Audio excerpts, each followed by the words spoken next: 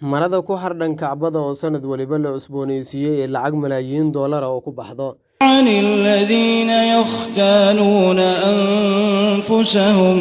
Si aan u guda galno muuqaalkan walaal waxaanu kaa codsanaynaa inaad like saarto muuqaalkan share garayso si saaxiibo badan u gaaro sidoo kalena aad ku soo biirto page-kan Cabdikariim Cali Aadan mahadsanidin badan. Marada lagu daboola ama lagu xardha Kacbada barakeysan ee loo yaqaan Al-Kiswa ayaa nashqadeynteedu waxay qaadataa waqti fog.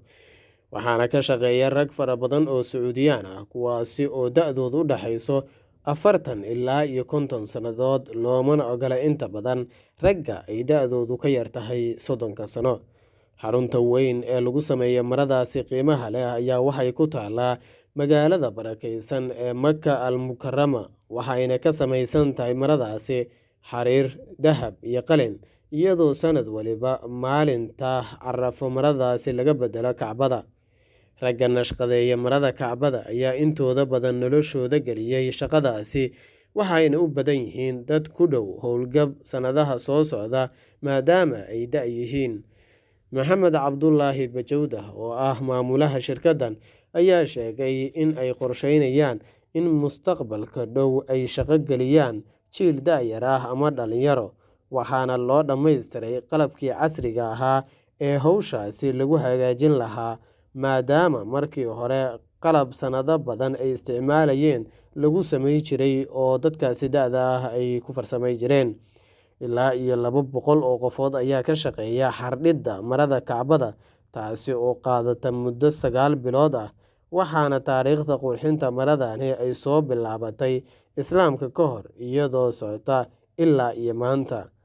Waddanka Masar ayaa muddo qarniyaal ah Sacuudiga u soo samayn jiray marada lagu gadaamo Kacbada ilaa iyo sanadkii 1962 xilligaasi oo saamaynta marada u soo wareegatay Sacuudiga waxaana magaalada Maka laga dhisay warshadda lagu sameeyo dharka Kacbada sanadkii 1977.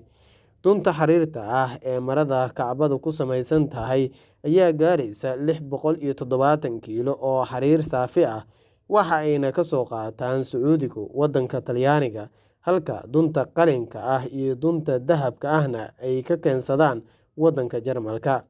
Aayadaha Qur'aanka Kariimka ah ee ku qoran marada Kacbada ayaa waxa ay qaataan qoridoodu muddo 60 maalmood ah si loo tolo iyadoo guud ahaan hawshan ay ku baxdo lacag gaaraysa 6,670,000 oo dollarka Mareykanka ah.